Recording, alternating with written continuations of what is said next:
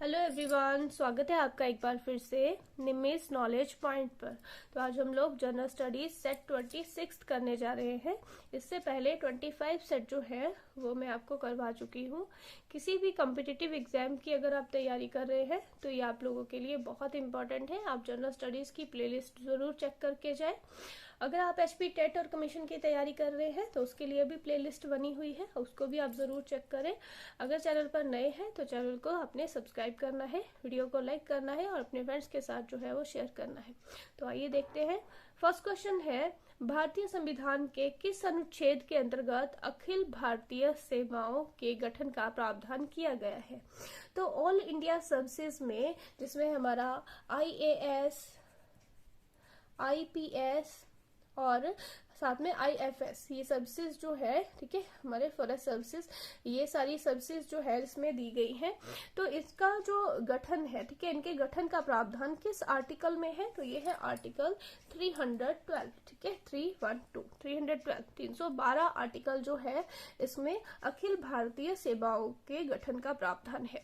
अखिल भारतीय, जो नई अखिल भारतीय सेवाएं है ना, वो स्थापित करने का जो शक्ति है वो राज्यसभा को प्राप्त है। ये भी आपने याद रखना है ना। ये क्वेश्चन भी पूछा जाता है कि नई अखिल भारतीय सेवाएं कौन स्थापित कर सकता है? तो राज्यसभा नई अखिल भारतीय सेवाओं को भी शामिल स्थापित कर सकती है हमारी राज्यसभा। ये आपको याद रखना है। नेक्स्ट क्वेश्चन है, एक वर्ष में संसद की कम से कम कितनी बैठकें आवश्यक हैं?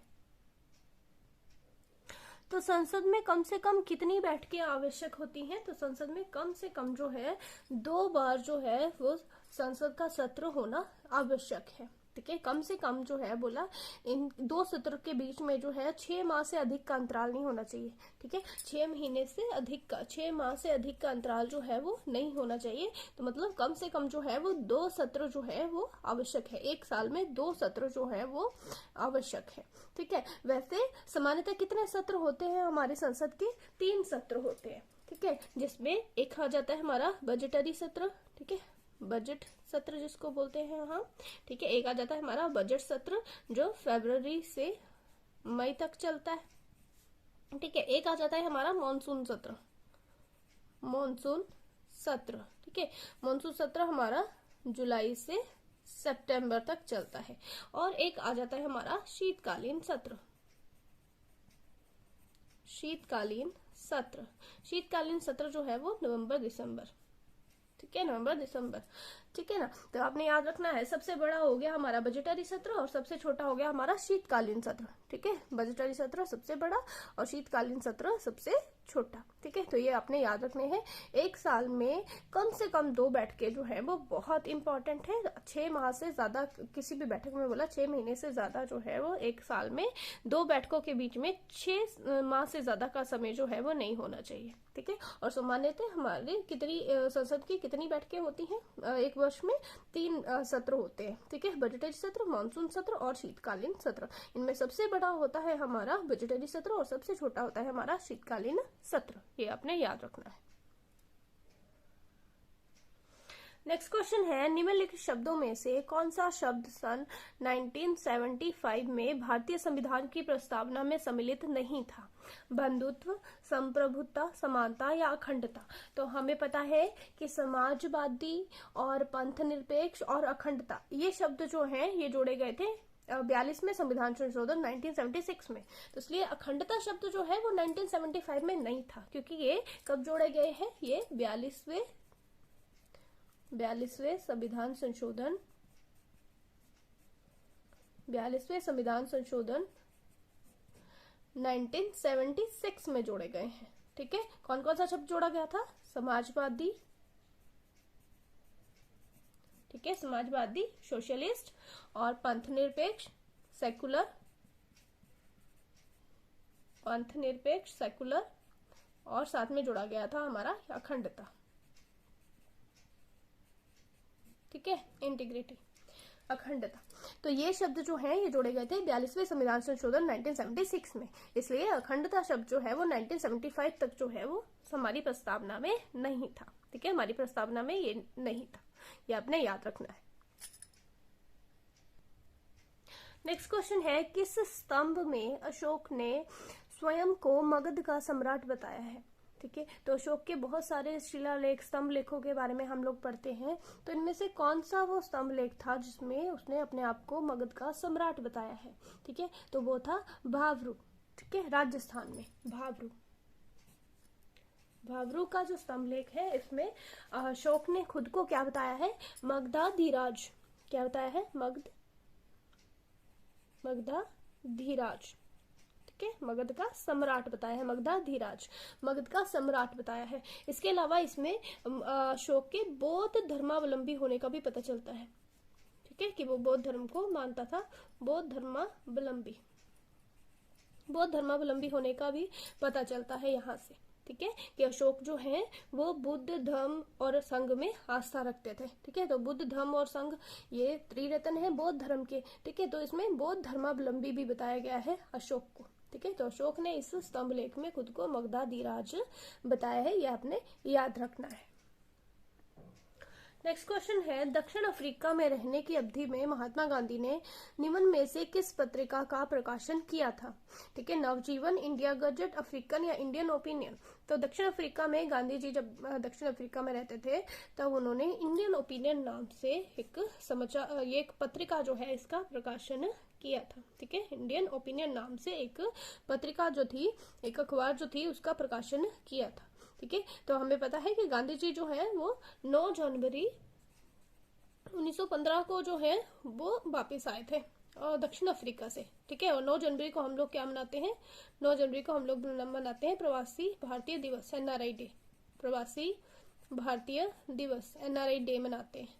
ठीक है, ये पत्रिका जो है वो आपको याद रखना है 1894 में। ठीक है, आपको पता है जब गांधी जी दक्षिण अफ्रीका गए थे तो उनके साथ जो है वो वहां पे रंग भेद किया गया था। ठीक है, वहां पे बहुत ज्यादा नस्ल भेद किया जाता था। तो 1894 में इन्होंने वहां पे एक संस्था स्थापित की थी जिसका नाम था Natal Indian Congress, Natal Indian Congress. ठीक है, संस्था का स्थापना भी इन्होंने की थी और साथ में ही 1894 में ही इन्होंने इंडियन ओपिनियन जो है, ठीक है, इंडियन ओपिनियन जो है इन्होंने पत्रिका भी चलाई थी। इंडियन ओपिनियन पत्रिका भी इन्होंने 1894 में चलाई थी। 1894 में ही इन्होंने नटाल इंडियन कांग्रेस की स्थापना भी की थी और 1894 में ही इन्होंने इंडियन ओपिनियन नाम से पत्रिका भी चलाई थी। ठीक है, तो ये आपको याद रखना है। इसके सहायता से इन्होंने क्या किया, इसके द्वारा इन्होंने नस्ली भेदभाव जो है उसके खिलाफ जो है वो मोर्चा खोला, उसके खिलाफ जो है इन्होंने आवाज उठाई। ठीक है, ये पत्रिका गुजराती में भी छपती थी, हिंदी, तमिल, अंग्रेजी, ठीक है, इन सभी भाषाओं में जो है ये छपती थी। तो ये आपको याद रखना है। इंडियन ओपिनियन जो पत्रिका है वो गांधी जी ने चलाई थी, बट यहाँ पर नहीं चलाई थी। कहाँ पे चलाई थी?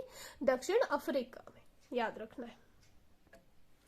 नेक्स्ट क्वेश्चन है, वर्ष 1938 के भारतीय राष्ट्रीय कांग्रेस के हरिपुरा अधिवेशन की अध्यक्षता किसने की थी? ठीक है, तो हरिपुरा अधिवेशन जो है 1938, इसकी अध्यक्षता की थी सुभाष चंद्र बोस जी ने। ठीक है, उसके बाद जो है त्रिपुरी अधिवेशन हुआ था। ठीक है, इसके बाद हुआ था त्रिपुरी अधिवेशन 1939। तो इसमें इलेक्शन हुए थे जिसमें एक तरफ थे सुभाष चंद्र बोस जी और दूसरी तरफ थे पट्टाभी सीतारमैया। ठीक है, तो यहाँ पर ये इम्पोर्टेंट है क्योंकि सुभाष चंद्र बोस जी जो है उन्होंने पट्टाभी सीतारमैया को हरा दिया था और वो दोबारा से जो है इसके अध्यक्ष चुने गए थे। लेकिन क्योंकि गांधी जी जो थे वो पट्टाभी सीतारमैया के पक्ष में थे, ठीक है, उन्होंने सुभाष चंद्र बोस जी का विरोध किया तो सुभाष चंद्र बोस जी ने यहाँ पर क्या कर दिया था? रिजाइन कर दिया था। ठीक है, आपको याद रखना है कि 1939 में भी सुभाष चंद्र बोस जी जीते थे, लेकिन इन्होंने क्या कर दिया था? यहाँ पे अध्यक्ष पद से रिजाइन कर दिया था। ठीक है, फिर रिजाइन करने की वजह से ना तो पट्टाभी सीतारमैया को अध्यक्ष बनाया गया और ना ही सुभाष चंद्र बोस जी ने तो रिजाइन कर दिया था। फिर यहाँ पे राजेंद्र प्रसाद जी जो है वो अध्यक्ष बने थे। ठीक है, राजेंद्र प्रसाद जी को जो है वो अध्यक्ष बनाया गया था। तो आपको याद रखना है कि 2 बार ही लगातार जीते थे। पहली बार तो 1938 में ये अध्यक्ष बने थे सुभाष चंद्र बोस, फिर 1939 में भी यही अध्यक्ष बने थे। ठीक है, लेकिन इन्होंने, क्योंकि ये गांधी जी के साथ कोई भी झगड़ा नहीं चाहते थे, इसलिए सुभाष चंद्र बोस जी ने रिजाइन कर दिया था। ठीक है, और इनके रिजाइन करने के बाद जो है राजेंद्र प्रसाद जो है इनको फिर अध्यक्ष बनाया गया था। ठीक है, नेक्स्ट क्वेश्चन है, विश्व का सबसे बड़ा नदीय डेल्टा कौन सा है? तो विश्व का सबसे बड़ा नदी डेल्टा है सुंदरवन डेल्टा। ठीक है, किन नदियों के द्वारा बनाया जाता है ये? तो गंगा, ब्रह्मपुत्र नदियों के द्वारा। ठीक है, ये बंगाल की खाड़ी में गंगा और ब्रह्मपुत्र नदी के द्वारा जो है इनके मुहाने पर जो है ये सुंदरबन डेल्टा का निर्माण होता है। भारत और बांग्लादेश दोनों में ही ये फैला हुआ है, भारत व बांग्लादेश। ठीक है, इसका विस्तार कहाँ कहाँ है, भारत और बांग्लादेश। ठीक है, और इसको सुंदरबन डेल्टा क्यों कहते हैं, क्योंकि यहाँ पे सुंदरी नाम के वृक्ष पाए जाते हैं, सुंदरी नामक वृक्ष पाए जाते हैं, इसलिए क्या है, इनको सुंदरबन डेल्टा कहा जाता है। ठीक है, तो कौन सी नदियां बनाती निर्माण करती हैं इसका, गंगा और ब्रह्मपुत्र नदियां। ठीक है, इसीलिए इसको गंगा और ब्रह्मपुत्र डेल्टा भी बोलते हैं। और कहाँ पर है ये सुंदरबन डेल्टा, तो बंगाल की खाड़ी में। ठीक है, ये भी आपने याद रखना है, बंगाल की खाड़ी में।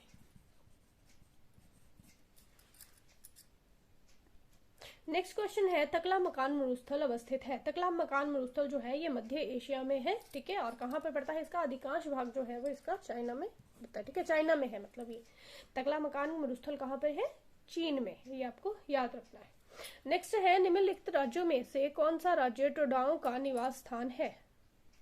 तो टोडा जनजाति जो है वो कहाँ पे है, तमिलनाडु में। ठीक है, टोडा जनजाति कहाँ पर है, कहाँ पाई जाती है, तो टोडा जनजाति पाई जाती है तमिलनाडु में। ठीक है, और खास करके ये नीलगिरी की पहाड़ियों में निवास करती है।